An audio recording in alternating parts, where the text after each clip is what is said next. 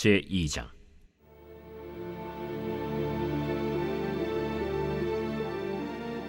그 후에 다윗이 여호와께 여쭈어 아뢰되, 내가 유다 한 성읍으로 올라가리이까? 올라가라. 어디로 가리이까? 헤브론으로 갈지니라. 다윗이 그의 두 아내 이스라엘 여인 아히노암과 갈멜 사람 나발의 아내였던 아비가일을 데리고 그리로 올라갈 때에 또 자기와 함께한 추종자들과 그들의 가족들을 다윗이 다 데리고 올라가서 헤브론 각 성읍에 살게 하니라. 유다 사람들이 와서 거기서 다윗에게 기름을 부어 유다 족속의 왕으로 삼았더라. 어떤 사람이 다윗에게 말하여 이르되, 사울을 장사한 사람은 길르앗 야베스 사람들이니이다.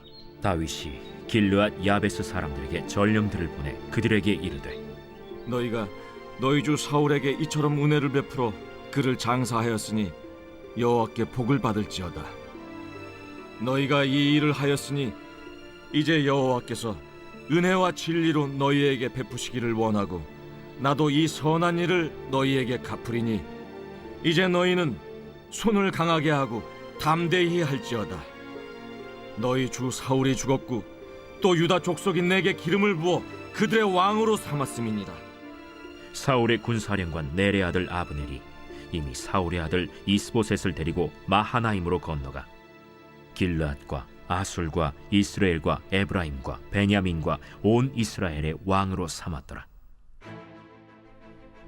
사울의 아들 이스보셋이 이스라엘 왕이 될 때에 나이가 40세이며 2해 동안 왕위에 있음이라. 유다 족속은 다윗을 따르니 다윗이 헤브론에서 유다 족속의 왕이 된 날수는 7년 6개월이더라. 할렐루야. 오늘 저는 유다의 왕이 된 다윗이라는 제목으로 은혜를 나누고자 합니다. 오늘부터 묵상하게 될 사무엘 하하는요, 다윗 왕국이 세워지는 것을 주제로 쓰여진 책입니다.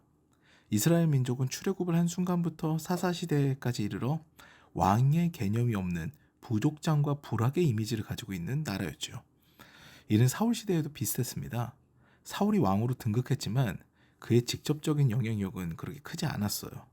왕을 가진 불악의 이미지, 이것이 바로 그 당시 이스라엘이었죠.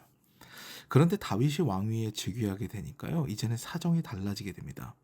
다윗이 왕위에 즉위해서 했던 일들이요, 먼저 군사력이 엄청 강력해지거든요. 이스라엘은 가장 강력한 고대 근동의 패자로 군림하게 됩니다.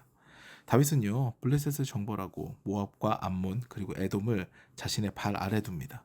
이스라엘의 온 지파는 다윗을 왕으로 인정하고 충성을 다하죠. 어떻게 다윗은 이게 불악에 불과했던 그런 이스라엘을 이렇게 왕국으로 이렇게 만들 수 있고 그런 왕이 될 수가 있었을까요? 그 부족에 불과해 보이는 이스라엘은 다윗의 영도 아래에서 나라의 틀을 갖추게 되거든요. 그런데 우리는 이걸 기억해야 됩니다. 다윗은 범상치 않은 어린 시절과 청년 시절을 보냈습니다. 고난이 많았다는 이야기죠. 다윗은 참 우여곡절이 많은 인생입니다. 그것을 다루고 있는 것이 바로 오늘 본문의 전에 있는 사무엘 상입니다. 골리앗을 이겨서 이스라엘 최고 장수가 되었지만 그것도 굉장히 어린 나이죠. 그런데 사울의 시기 질투로 몇 번이나 죽을 뻔한 위기를 넘기고 나중에 쫓겨다니다 못해서 적국 블레셋의 가드왕 아기스에게로 몸을 의탁하기도 하는 그런 다윗입니다. 정말 고난이 많은 인생이었다는 이야기죠. 그런데 그 가운데서도 다윗은 늘 하나님을 향한 믿음을 지켰습니다. 그것을 사무엘상은 기록을 하고 있죠. 그래서 늘 어떤 일이 있을 때마다 하나님을 의지했기 때문에 결국은 하나님께서 다윗을 지키셔서 다윗은 이스라엘의 가장 위대한 왕이 된 것이죠. 그리고 오늘 사무엘하 본문입니다. 길보아 전투에서 사울이 죽고 나니까 이제 다윗이 왕위에 등극하여서 이스라엘의 다윗 왕조가 열리게 됩니다. 오늘 본문은 바로 여기서부터 시작을 하는 거죠. 사울이 죽고 난 후에 다윗이 제일 먼저 했던 행동은요, 하나님께 자신의 길을 여쭈어봅니다. 이전과 다르지 않아요. 인생 기회가 주어졌는데도 다윗은 하나님을 먼저 생각합니다. 우리는 인생에 기회가 포착이 되면요, 그 즉시 반응하는 경우가 많습니다. 이 기회를 놓치면 다시는 오지 않을 것 같다 라는 그런 조급증이 생기는 거죠. 그런데요, 하나님의 사람은요, 그 기회보다 하나님을 신뢰합니다. 그래서 하나님께 먼저 여쭤봅니다. 아무리 급박한 상황이어도 하나님께 먼저 여쭈어보고 하나님께서 원하시는 길을 가는 것이 빠르다, 이걸 믿고 있는 거죠. 그래서 오늘 다윗도 하나님께 먼저 여쭈어보는데요, 이 하나님께서는 응답하시면서 가장 다윗에 가까운 곳 그리고 지지 기반인 헤브론으로 가라고 말씀하십니다. 유다 지파의 헤브론으로 가라고 하는 거죠. 근데 그 후에 다윗의 행동이 참 이채롭습니다. 자기만 쏙 빠져가지고 왕이 되려고 가는 게 아니에요. 이제 나는 왕이 됐으니까 내가 신분 세탁을 해야겠다. 이런 개념이 전혀 없어요. 자신과 함께 동고동락했던 그런 자신의 부하들까지 그들의 가족들까지 모조리 끌고 가서 헤브론에서 기반을 잡게 합니다. 보통 나의 신분이 바뀌었다고 생각하면요, 주변의 사람도 바꾸는 것이 그런 세상의 이치이죠. 다윗과 아둘람 굴에서 동고동락했던 사람들은요, 성경에서는 비류들로 기록합니다. 이들은 시글락 전투 때 재산과 가족을 아말렉에게 약탈당하자 그들의 지도자였던 다윗을 죽이려고 했던 사람들이에요. 그런 부류입니다. 거친 사람들이었다는 이야기죠.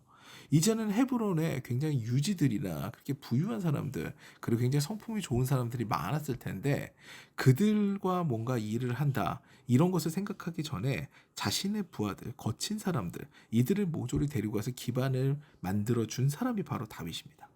심지어 다윗은 두 아내도 데리고 갑니다. 그 당시 문화로는요, 아내를 새로 맞아도 새로 왕비를 맞아도 전혀 문제될 것이 없었습니다. 이제 왕이니까요. 그 당시 문화니까요. 그런데 아내도 추종자들도 그들의 가족도 모두 데리고 가서 헤브론의 유지들이 있는 그곳에 오히려 이들의 기반을 마련해 준 거죠. 이것이 바로 다윗의 리더십입니다. 하나님의 사람은요, 사람 소중함을 아는 사람입니다. 절대로 함부로 관계를 훼손하거나 쉽게 여기지 않아요. 특히 리더의 입장에 있는 사람은요, 끝까지 자신을 따르는 사람들을 책임져야 합니다. 다윗은 그런 리더십을 보이죠. 게다가 다윗은요, 사울의 큰 지지 기반인 길르앗 야베스 사람들에게 화평의 메시지를 전달합니다. 이들은요, 사울에게 은혜를 입은 자들이거든요. 그래서 사울이 길보아 전투에서 죽고 시체가 원수들에게 희롱당하자 이제 목숨 걸고 사울과 그 아들들의 시체를 탈취해 와서 장사 지는 사람들입니다. 이 정도로 사울 가문에 충성을 다하는 사람들이기 때문에 다윗이 이들을 품는다? 이거는 쉬운 일이 아닌 거죠. 내 사람이 아니었던 거예요. 더구나 헤브론은요, 유다 지파의 중심지로 이미 유다라는 큰 지파의 지지를 받는 상황이거든요. 다윗은 자신의 지지 기반이 확실한 거예요. 그런데 길르앗 야베스까지 신경 쓰는 것이 오늘의 다윗입니다. 보통 사람이 아니라는 거죠. 그런데요, 다윗의 인생을 보게 되면요, 이유가 있습니다. 늘 약자의 편이에요. 강대한 골리앗에 맞서 싸운 다윗입니다. 사회적으로 마이너리티들을 모아서 굴에서 함께 생활하며 지도했던 것도 다윗이에요.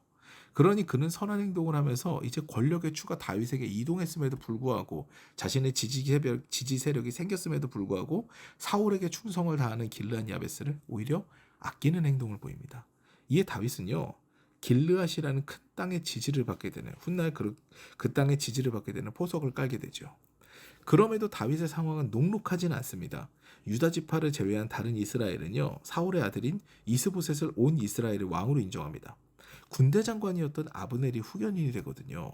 그러니까 군과 그리고 정치와 그 전에 사울의 가신들이 모두 이스보셋에게 붙었기 때문에 오히려 다윗의 세력보다 더 공교해 보이는 게 사실입니다. 그래서 7년 6개월 동안 이스라엘은 잠시 이스라엘과 유다의 분단 국가로 남게 됩니다.